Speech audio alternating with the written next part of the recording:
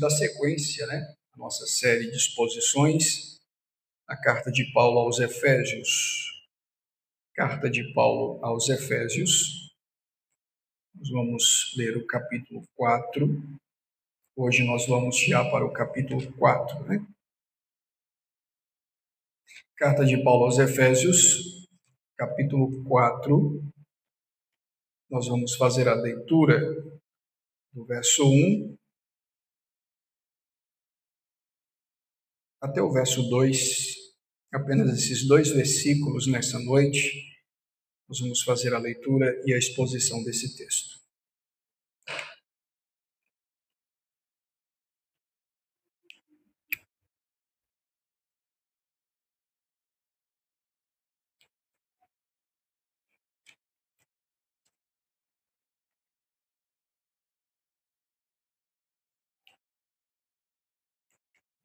Efésios capítulo 4, versos 1 e 2, diz assim as Escrituras.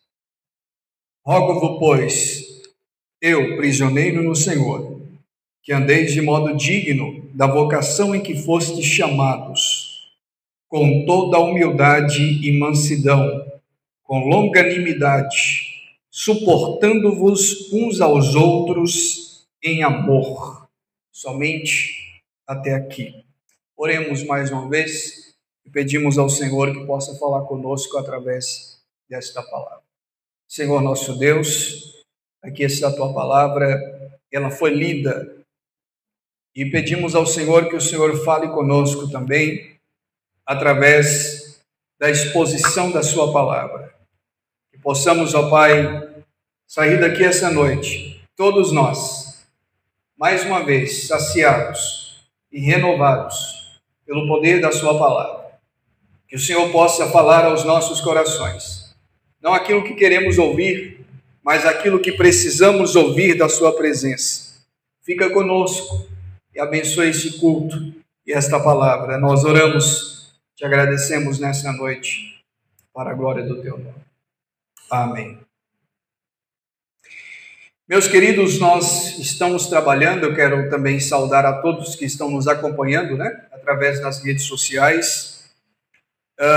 Nós estamos trabalhando ao longo dos domingos a nossa série de exposições na carta de Paulo aos Efésios.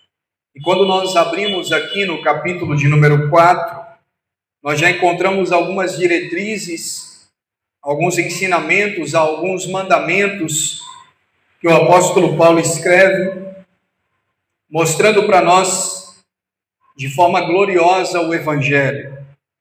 Nós temos visto nos 3 primeiros capítulos desta tão gloriosa carta que o apóstolo Paulo ele vai dar uma clara exposição sobre os privilégios dados em Cristo aos eleitos, de não apenas ouvir o Evangelho, mas também de crer no Evangelho, e não apenas crer no Evangelho, como também viver o Evangelho e ser salvo.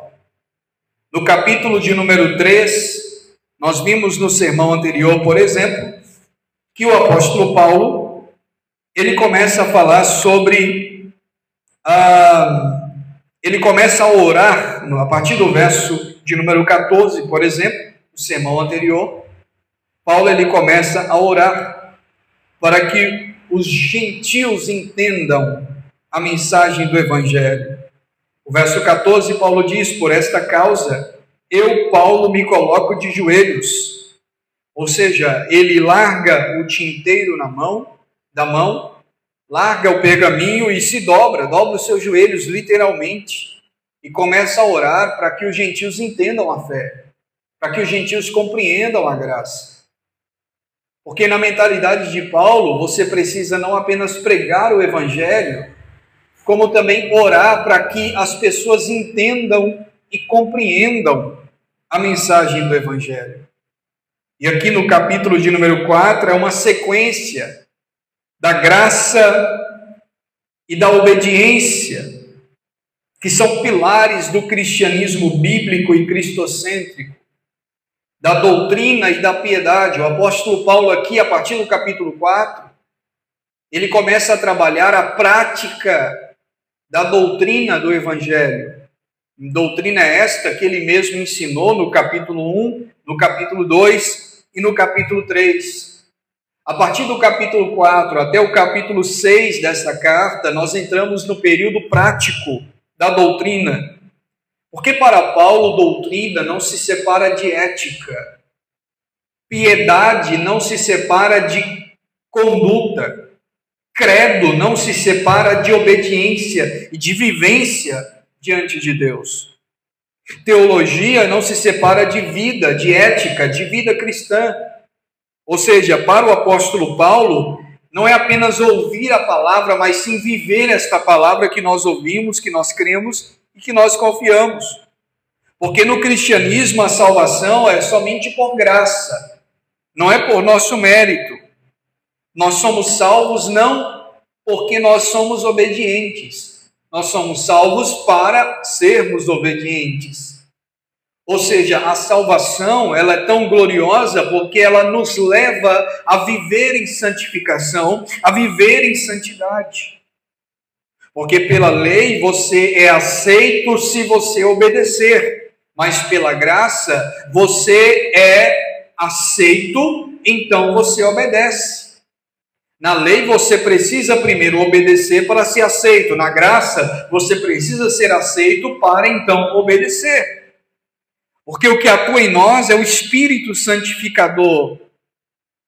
Então não é obediência para a salvação, mas é obediência por causa da salvação. Primeiro a graça e depois a nossa obediência, a nossa vivência no Evangelho. Basicamente é isso que Paulo vai trabalhar ao longo de todo o capítulo 4. E hoje nós veremos os versos 1 e o verso 2 dentro desta, então, perspectiva. Posto isto, vejamos, portanto, o texto. Paulo diz assim: rogo-vos, pois, eu, o prisioneiro no Senhor, que andeis de modo digno da vocação em que fostes chamados. O apóstolo Paulo, ele está dizendo que ele roga, ele pede, ele suplica. Esta expressão rogo aqui no grego é mais do que peço. Talvez Paulo poderia dizer assim: peço a vocês que vivam de modo digno. Mas ele diz: rogo a vocês. Esta expressão rogo aqui é mais do que um pedido. É uma petição singular. Rogo-vos. Pois, e esse pois aqui remete a tudo que vem antes, tudo que ele disse antes, tudo que ele ensinou antes, tudo que ele disse antes e tudo que ele mesmo já havia escrito à igreja de Éfeso. Rogo-vos, pois. Ou seja, à luz de tudo que eu ensinei para vocês, à luz de tudo que vocês aprenderam, diante de tudo aquilo que vocês têm aprendido de mim, eu rogo para que vocês, mediante isso, por causa disso, vocês vivam de modo digno da vocação em que fostes chamados.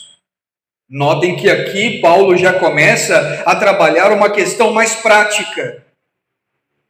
Nos capítulos 1, 2 e 3, ele trabalha uma questão mais teórica, expondo as doutrinas, como a doutrina da eleição, a doutrina da adoção, a doutrina da santificação pelo Espírito. Mas a partir do capítulo 4, Paulo vai trabalhar uma questão muito mais prática. Porque a despeito de tudo aquilo, diante de tudo aquilo que eu ensinei para vocês, eu faço um pedido, e muito mais do que um pedido, porque eu estou rogando para que vocês vivam de modo digno desta vocação em que fostes chamados. O verso de número 1 e 2, queridos, é um pedido pastoral de Paulo aqui. É um coração de um pastor que, após ter ensinado a igreja, após ter doutrinado a igreja, após ter aplicado doutrinas à igreja, agora ele pede, ele roga para que esta igreja viva de modo digno desse evangelho. Eu peço para que vocês vivam a uma posição tão elevada. Eu peço para que vocês elevam o nível da vida espiritual de vocês. Eu peço para que vocês vivam de modo tão alto espiritualmente, ao ponto de viver de modo digno de toda a vocação, ou seja, digno de tudo aquilo que eu ensinei para vocês. Porque eu não quero apenas que vocês leiam esta carta e tenham ela como doutrina, norma, conduta. Não, eu quero que isso faça parte da vida de vocês. Por isso eu rogo, aí ele diz, o prisioneiro do Senhor. Lembrando que quando Paulo escreveu esta carta, ele estava preso na cidade de Roma. Por isso ele diz, prisioneiro do Senhor. Claro que ele não está dizendo aqui as prisões humanas, físicas, em que ele foi submetido ao ser preso na cidade romana, mas aqui ele fala de uma prisão no sentido de ser um servo de Cristo, ser um prisioneiro de Cristo, de não praticar mais a vontade própria, mas a vontade do reino, a vontade do evangelho. Rogo-vos, pois, prisioneiro do Senhor, para que vocês andem, ou para que andeis de modo digno da vocação em que fostes chamados. Isso aqui mostra como o evangelho é propício para nós pecadores. E se o evangelho foi propício para nós pecadores, vivamos, portanto, de modo digno desse evangelho. Se Jesus foi à cruz, derramou seu sangue, verteu seu sangue e dilacerou sua carne naquela cruz, para que nós sejamos salvos, vivamos de modo digno disso. Não desprezemos isso, mas nossas práticas, nosso viver, nossa vida deve ser digno disso. Deve ter uma dignidade a respeito disso. Ou seja, Paulo está mostrando aqui como nós devemos ser gratos a Deus diante de toda a doutrina cristã, diante de toda a doutrina do Evangelho.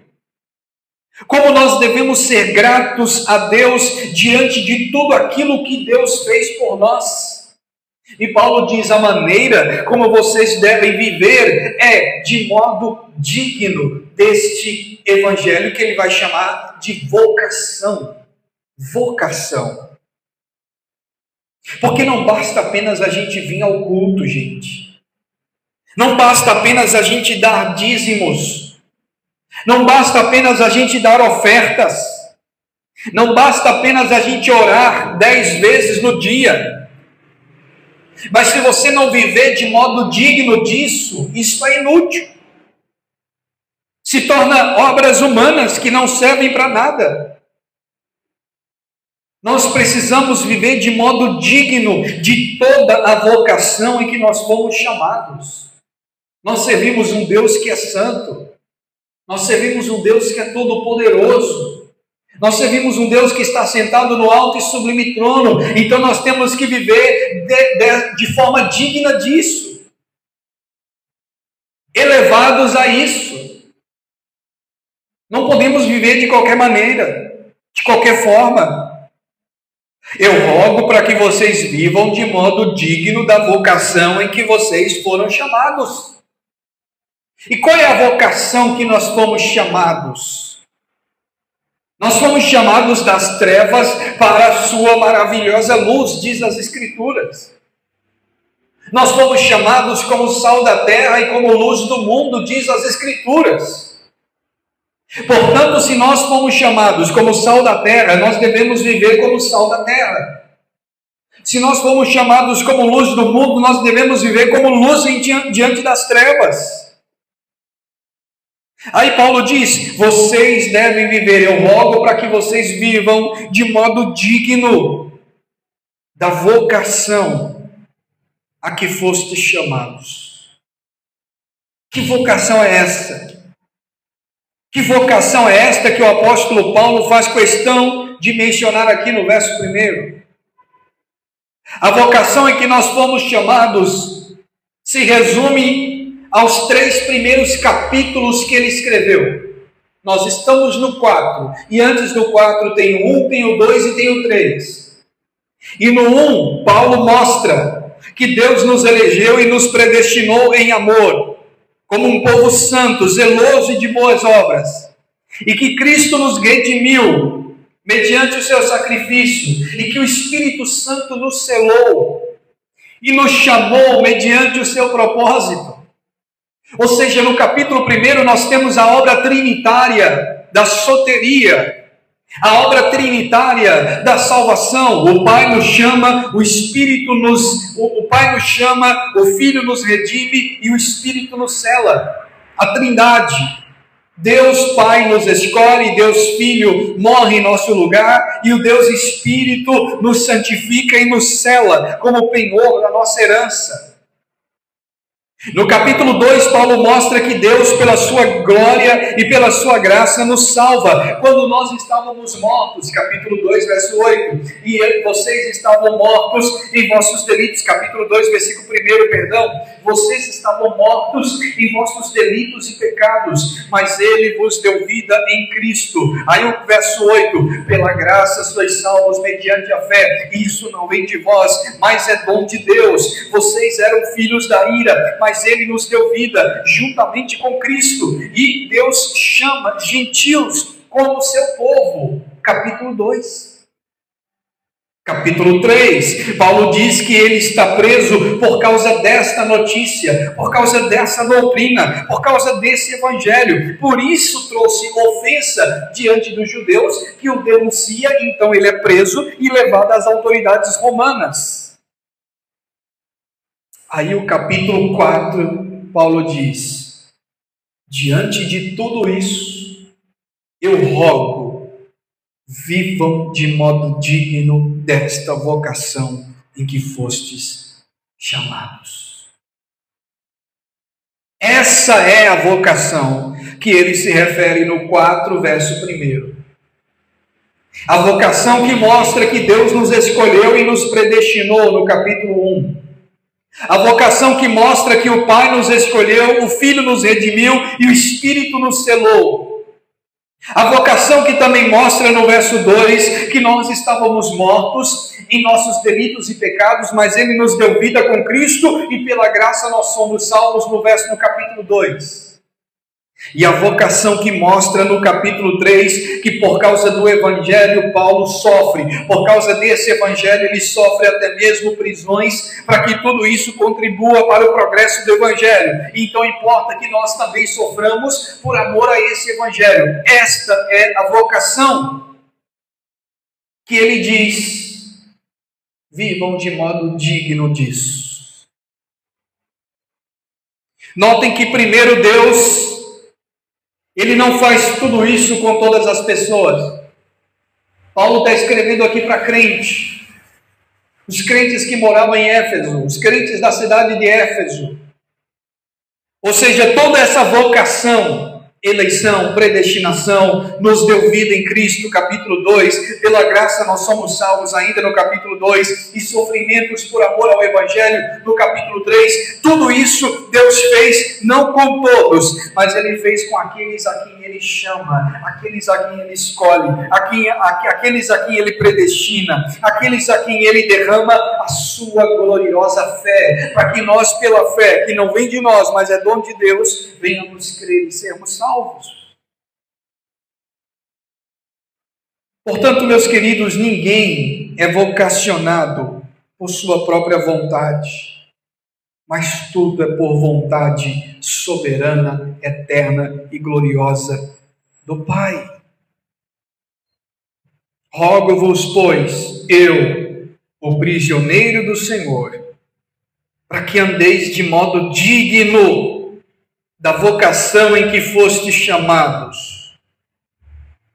Que vocação que nós fomos chamados?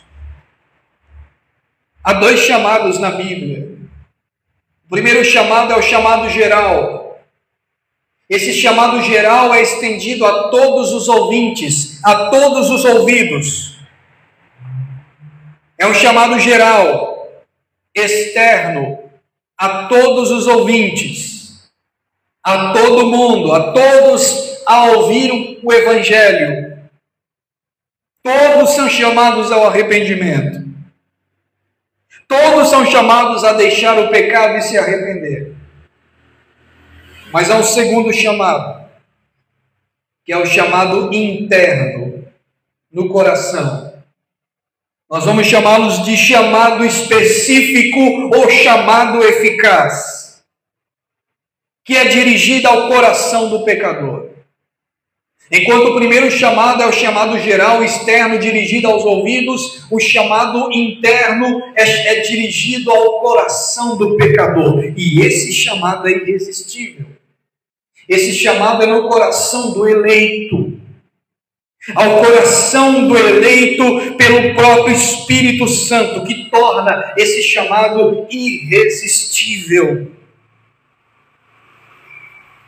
Uma prova disso é o próprio Paulo. Saulo de Tarso, no caminho de Damasco, ele foi chamado de forma irresistível.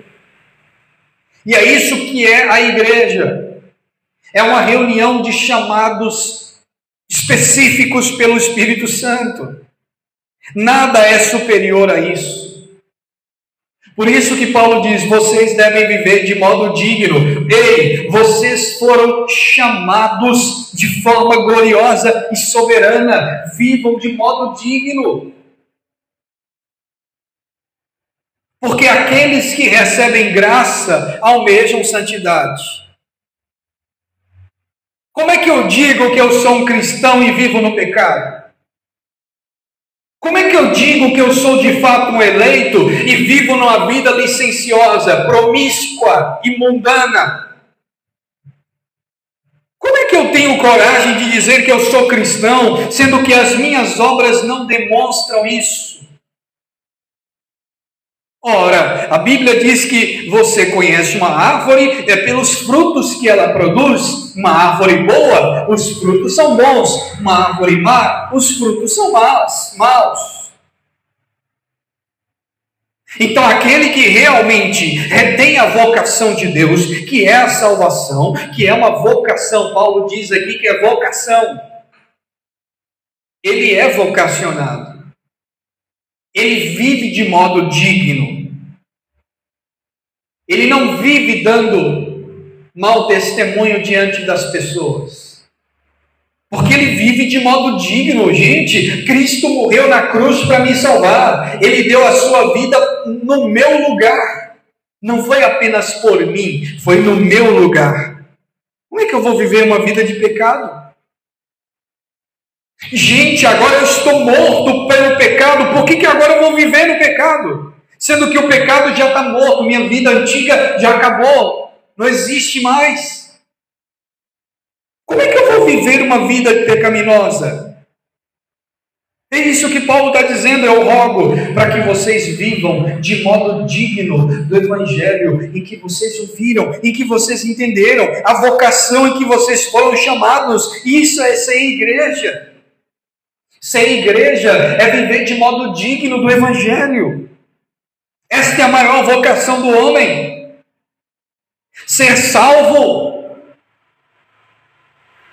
E é por isso que a gente poderia pregar outra coisa, falar outra coisa, fazer campanha de dinheiro, de prosperidade, de bênção, de cura, de vitória, de não sei lá mais o quê. Mas isso não é o Evangelho de Jesus.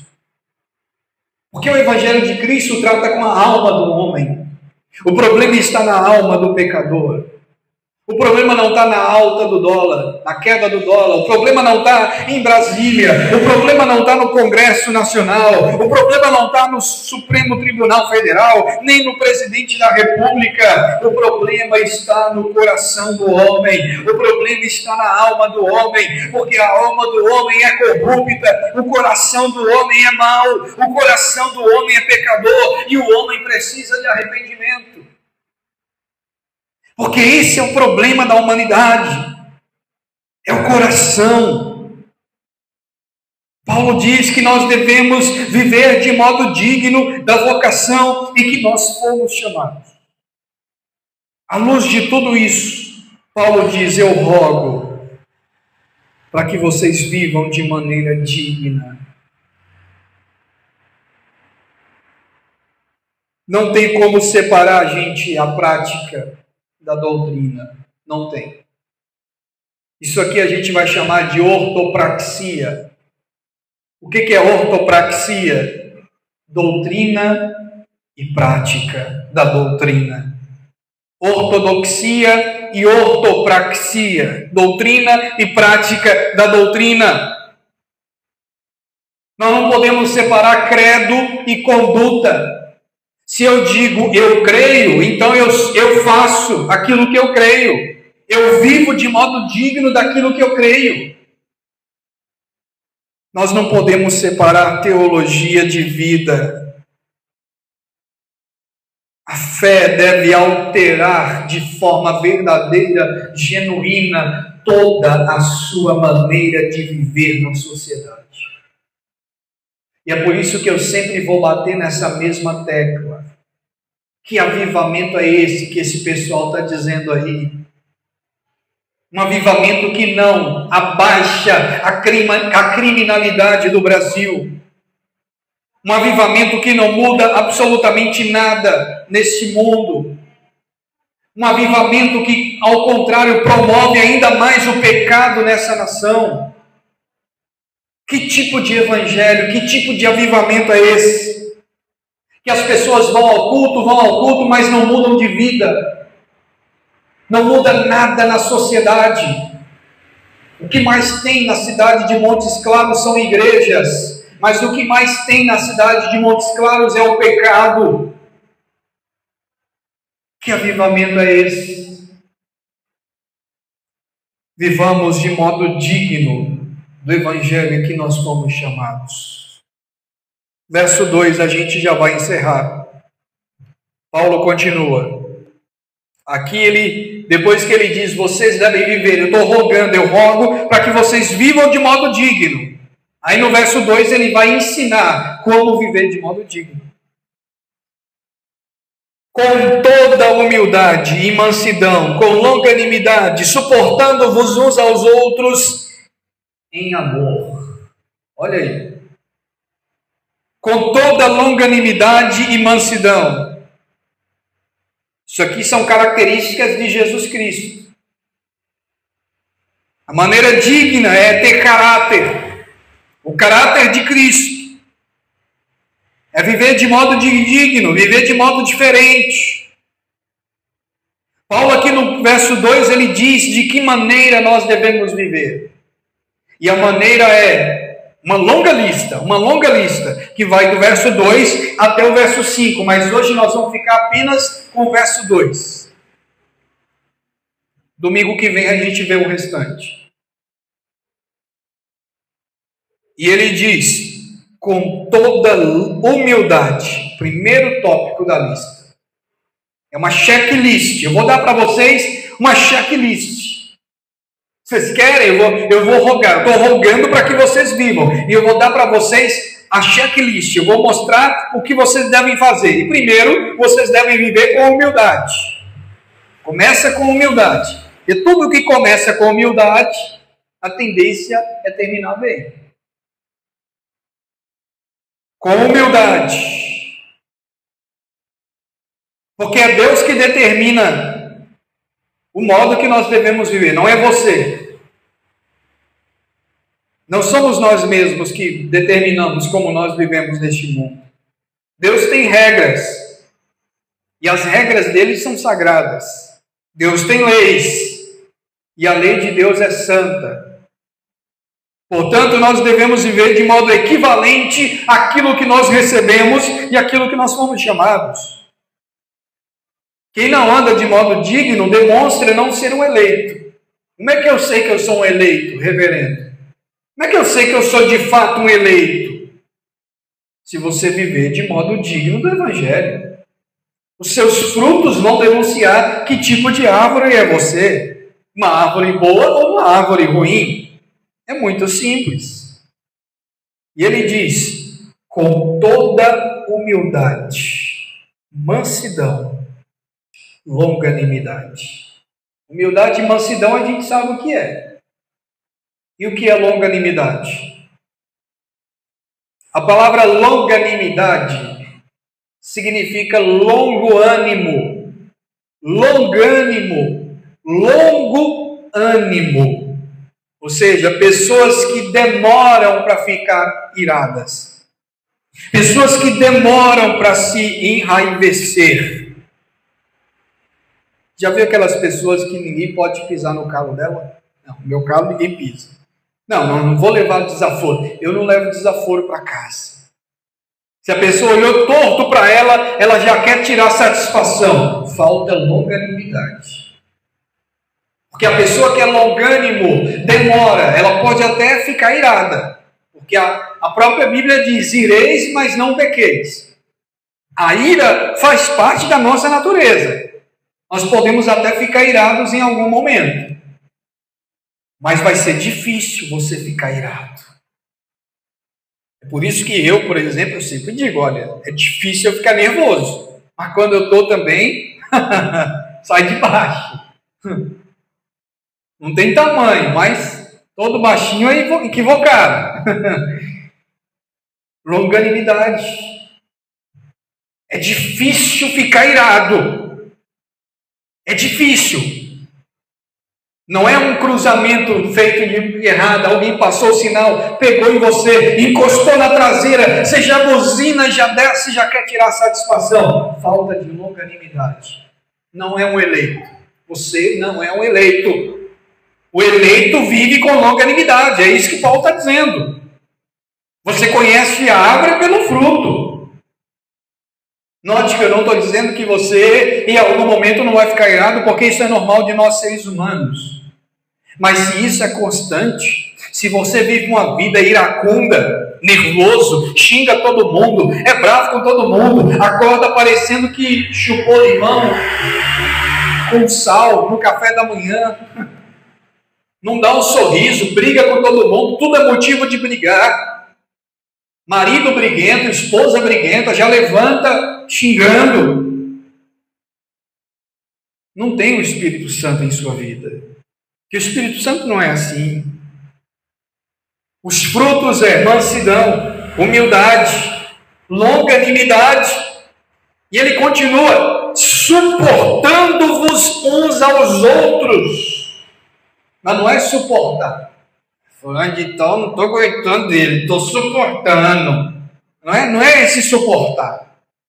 Paulo diz: suportando como? Em amor. Não é suportar, não é aquele suportar. Eu estou me segurando aqui para mim não voar no pescoço dele. Não é esse suportar. Isso aí é uma falsa humildade. É suportar em amor. Não é suportar em raiva, em ira. É suportar com amor. É você dizer, até rir e dizer: ô meu querido, nós estamos desentendendo aqui, mas nós servimos o mesmo Deus. Vamos deixar isso para lá, deixa esse negócio para lá, vamos adorar a Deus. As nossas convergências são maiores do que as nossas divergências. Suportando-vos uns aos outros em amor. Quais são as aplicações práticas desse sermão para a nossa vida nesta noite? Existe uma boa notícia. E a boa notícia é: a graça que nos salvou é a mesma graça que nos manterá salvos. Vou repetir. A graça que nos salvou é a mesma graça que nos mantém salvos. Você não perde a sua salvação. Portanto, toda pessoa que é salva, ela vive de modo digno da salvação. Toda pessoa que é salva, ela demonstra frutos de arrependimento. E essa é a prova de que você realmente está salvo. é quando você demonstra frutos. E se você demonstra fruto, acabou. Não tem mais dúvida. Você é de fato um eleito. Você é de fato um salvo. E quais são os frutos? Mansidão, humildade, temperança, longanimidade. Suportar uns aos outros em amor. Ou seja, o Espírito Santo é que vai fazer a gente praticar tudo isso. Não vem de nós mesmos. Porque se Deus não é carrasco. Se Deus deixasse por nós mesmos, sabe quantas pessoas seriam salvas? Zero. Nenhuma. Se a salvação fosse condicionada ao seu livre-arbítrio, sabe quantas pessoas seriam salvas? Zero. Porque o nosso, abre aspas, livre, fecha aspas, arbítrio, só é livre para o pecado. Só para o pecado. A gente é livre só para pecar, né? Só para o pecado. E para sair do pecado? Deus tem que te libertar. Não é você que se liberta. Então você não é livre, você está preso. O arbítrio é preso. O arbítrio é escravizado. Todo homem é escravo de alguma coisa. Ou do pecado, ou de si mesmo, ou de Cristo. Martinho Lutero dizia que o ser humano é uma besta montada por Deus ou pelo diabo. Ou seja, ou você é escravo de Cristo, ou você é escravo do pecado. Não tem liberdade aqui. Não tem autonomia. Portanto, quando eu vivo todas essas características de eleição aqui, todas essas características que Paulo vai chamar de vocação que nós devemos viver, é porque o Espírito que está em mim me impulsiona e me leva a viver com humildade, a viver com mansidão, a viver com longanimidade e a suportar uns aos outros em amor. E se fosse por mim mesmo, nada disso aconteceria. E essa é a boa notícia. Paulo roga para que a gente viva, só que até para que a gente viva, o Espírito tem que fazer a gente viver.